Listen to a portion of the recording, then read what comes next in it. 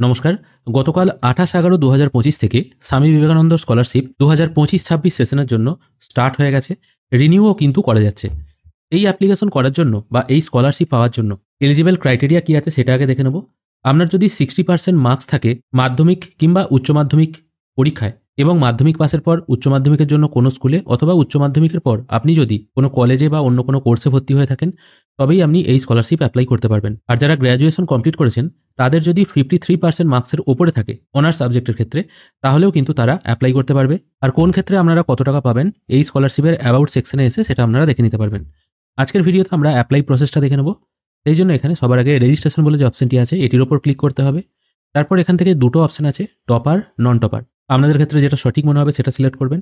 ম্যাক্সিমামের ক্ষেত্রেই এটা নন টপার হবে, আমি সেই জন্য নন টপারটা সিলেক্ট করছি। এখানে দেখুন অ্যাপ্লিকেশনের ডেট কত থেকে শুরু হয়েছে সেটা বলে দেওয়া হয়েছে। গতকাল থেকেই শুরু হয়েছে, ফ্রেশ আর রিনিউ দুটোই, এবং কন্যাশ্রীও কাল থেকেই করা যাবে। একটু নিচের দিকে আপনারা চলে এলে এখান থেকে আপনারা এই অপশনটায় টিকমার্ক দিয়ে প্রসিড ফর রেজিস্ট্রেশন এই অপশনটায় ক্লিক করবেন অ্যাপ্লিকেশন করার জন্য। এরপর এখানে একটা এরকম নোটিফিকেশন চলে আসছে যেখানে বলা হচ্ছে মাইনরিটি ক্যান্ডিডেটরা এই বিবেকানন্দ স্কলারশিপ অ্যাপ্লাই করার জন্য এই লিঙ্কে ক্লিক করে অ্যাপ্লাই করতে পারবে। আমি এটা আপাতত ক্লোজ করে দিচ্ছি। এখান থেকে দেখুন 5টা অপশন আছে। প্রথম অপশনে বলা হচ্ছে হায়ার সেকেন্ডারি স্কুল। এই অপশনটা তখনই কাজ হবে যারা মাধ্যমিক পাসের পর উচ্চ মাধ্যমিকে ভর্তি হয়েছে, তারা এই প্রথম অপশন থেকে সিলেক্ট করে কাজ করবে। পলিটেকনিক কলেজের জন্য সেকেন্ড অপশন। থার্ড অপশনে বলা হচ্ছে যারা উচ্চ মাধ্যমিক পাসের পর জেনারেল ডিগ্রি কলেজে বা ইউনিভার্সিটিতে ভর্তি হয়েছে তাদের জন্য থার্ড অপশন। ইঞ্জিনিয়ারিংয়ের জন্য ফোর্থ অপশন। আর ফিফথ অপশন হচ্ছে মেডিকেল অথবা নার্সিংয়ের জন্য। উচ্চ মাধ্যমিকের পাসের পর যারা কলেজে অ্যাপ্লাই করবে তাদের জন্য যেহেতু থার্ড অপশন, আমি সেই জন্য থার্ড অপশনটা এখান থেকে সিলেক্ট করে নিচ্ছি।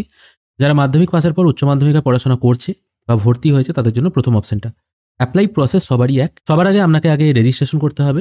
যেহেতু আমি এটা একজন কলেজ স্টুডেন্টের জন্য করছি সেই জন্য তার লাস্ট কোয়ালিফাই এক্সাম অবশ্যই এইচএস হবে। সেই জন্য এখান থেকে আমি এটা এইচএস সিলেক্ট করে নিচ্ছি, যেখানে হায়ার সেকেন্ডারি / ইকুইভ্যালেন্ট লেখা আছে। তারপর এখান থেকে আপনার বোর্ডের নামটা সিলেক্ট করতে হবে, আমি সিলেক্ট করে নিলাম। তারপর আপনি কত সালে লাস্ট কোয়ালিফাই এক্সাম পাস করেছেন সেটা সিলেক্ট করতে হবে, এটা আমি আপাতত 2025ই রাখছি। তারপর রোল নাম্বার পুট করতে হবে। রোলার নাম্বার যদি আলাদা থাকে তাহলে সেটা একবারেই এখানে পুট করে দেবেন। তারপর আপনি মাধ্যমিক কত সালে পাস করেছেন সেটা এখান থেকে সিলেক্ট করে নেবেন। মাধ্যমিকের রোল নাম্বারটা এখানে পুট করতে হবে। অবশ্যই এখানে রোল নাম্বার পুট করার সঙ্গে সঙ্গে মাধ্যমিক উচ্চ মাধ্যমিকের ক্ষেত্রে অটোমেটিক আপনার টোটাল কত পরীক্ষা হয়েছিল, আপনি কত পেয়েছেন এবং পার্সেন্টেজ ক্যালকুলেট হয়ে চলে আসবে। তারপর আছে প্রেজেন্ট কোর্স অফ স্টাডি, আপনি বর্তমানে কোন ক্লাসে পড়ছেন সেটা এখান থেকে সিলেক্ট করবেন।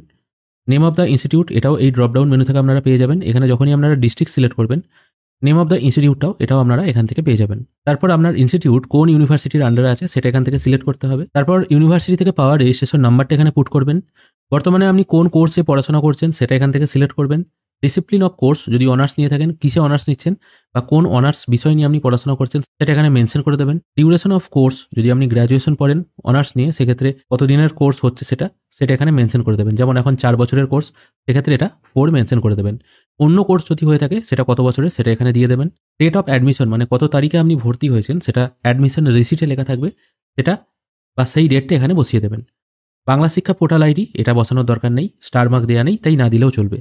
তবে মনে হয় উচ্চ মাধ্যমিককে যারা পড়াশোনা করছে তাদের ক্ষেত্রে বসানো বাধ্যতামূলক। তারপর চলে আসছে বেসিক ডিটেল, এখানে আপনার ফার্স্ট নেম, মিডিল নেম এবং লাস্ট নেম পুট করে দেবেন। আধার কার্ড অনুযায়ী আপনার কি নাম আছে সেটা এখানে পুট করবেন।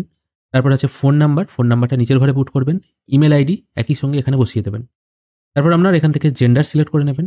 তারপর এখান থেকে সিলেক্ট করতে হবে আপনার রিলিজিয়ান, সেটাও এই ড্রপডাউন থেকে পেয়ে যাবেন।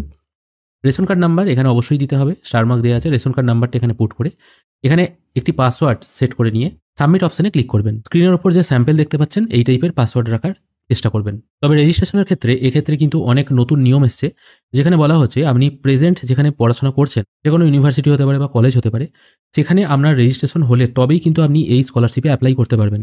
আগে কিন্তু এই অপশনগুলো থাকেনি। যেমন এখানে দেখুন বলা হচ্ছে registration number of present university. এবার এখানে আপনি র্যান্ডম কিছু টাইপ করে দিতে পারবেন না। র্যান্ডম কিছু টাইপ করে দিলেও আপনি রেজিস্ট্রেশন প্রসেসই কমপ্লিট করতে পারবেন না।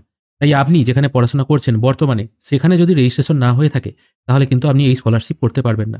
তাছাড়া আপার ক্লাসের ক্ষেত্রে যারা গ্র্যাজুয়েশন কমপ্লিট করে মাস্টার ডিগ্রিতে ভর্তি হয়েছে তাদের ক্ষেত্রেও গ্র্যাজুয়েশনের সময় যে রেজিস্ট্রেশন নাম্বারটা ছিল সেটাও কিন্তু এখানে পুট করতে হবে, তবেই কিন্তু রেজিস্ট্রেশন প্রসেস কমপ্লিট হবে, না হলে কিন্তু করা যাবে না। এরপর আপনার ফোনে একটি ওটিপি চলে আসবে, ওটিপিটি এখানে পুট করে ভেরিফাই করবেন। ওটিপি ভেরিফাই হয়ে গেলে আপনার সামনে এই টাইপের একটি অ্যাপ্লিকেশন আইডি জেনারেট হয়ে চলে আসবে। এটা আপনার ফোনে মেসেজও চলে যাবে।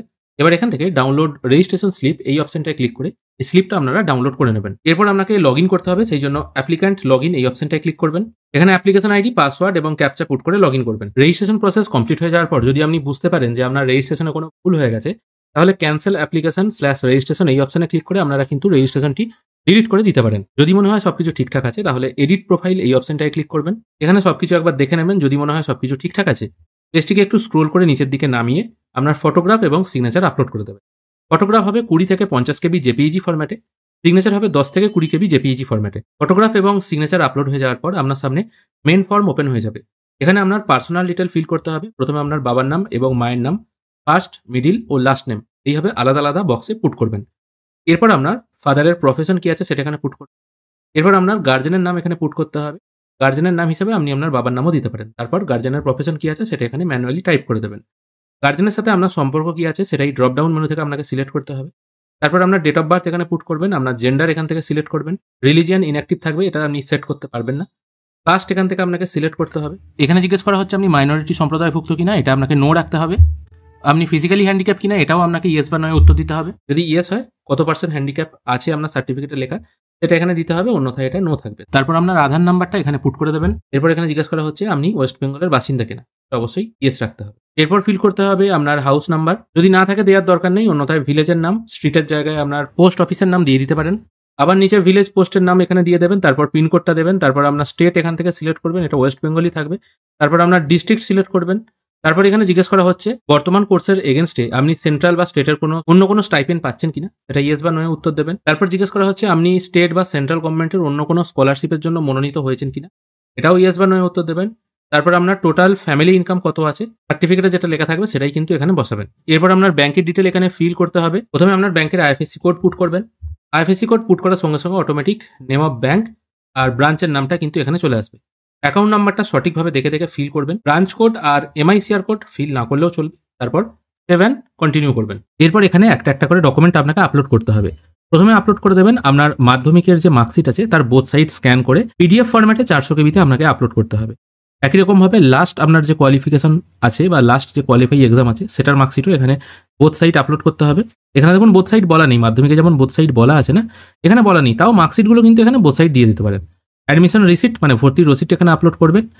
Can copy of bank passbook মানে প্রথম পাতা ব্যাংকের পাসবই যেখানে আপনার অ্যাকাউন্ট নাম্বার, আইএফএসসি কোড এবং আপনার নামটা পরিষ্কারভাবে উল্লেখ করা আছে সেটা এখানে আপলোড করবেন। আধার কার্ড এখান থেকে আপলোড করে দেবেন। তারপর একটা ইনকাম সার্টিফিকেট আপলোড করতে হবে, এটা আপনি কোথা থেকে ইস্যু করিয়েছেন সেটা এখান থেকে প্রথমে সিলেক্ট করবেন। তারপর এখানে ইনকাম সার্টিফিকেটটা আপলোড করবেন। এখানে সবকিছু আপলোড করে এই দুটো অপশনে টিকমার্ক দিয়ে 7 কন্টিনিউ করবেন। সাবমিট করার আগে এখানে ফর্মের একটা ড্রাফট কপি ওপেন হয়ে যাবে, এটা একবার ভালো করে মিলিয়ে নেবেন। যদি মনে হয় সবকিছু ঠিকঠাক আছে সাবমিট অ্যাপ্লিকেশন অপশনে ক্লিক করবেন। তারপর আবার ইয়েস করে দেবেন। এখানে আপনার অ্যাপ্লিকেশন সাবমিট হয়ে গেল। এরপর ডাউনলোড অ্যাপ্লিকেশন ডিটেল এই অপশনে ক্লিক করলে যে ফর্মটা আপনারা এতক্ষণ ফিল করলেন সেটা শো হবে। এটার একটা প্রিন্ট আউট করে আপনাদের ইনস্টিটিউটে জমা দিতে হবে। তার সঙ্গে আপনি যে ডকুমেন্টগুলো আপলোড করলেন সেগুলোর কিন্তু জেরক্স কপি নিয়ে এই ফর্মের সাথে অ্যাটাচ করে জমা দিতে হবে। আশা করি আপনাদেরকে বোঝাতে পারলাম আপনি কি করে স্বামী বিবেকানন্দ স্কলারশিপ বা Swami Vivekananda merit cum main scholarship 2024-25 সেশনের জন্য অ্যাপ্লাই করবেন। আশা করি আজকের এই ভিডিও আপনাদের ভালো লেগেছে। যদি ভালো লেগে থাকে অবশ্যই একটি লাইক করবেন। ভিডিও দেখার জন্য অসংখ্য ধন্যবাদ। ভালো থাকবেন।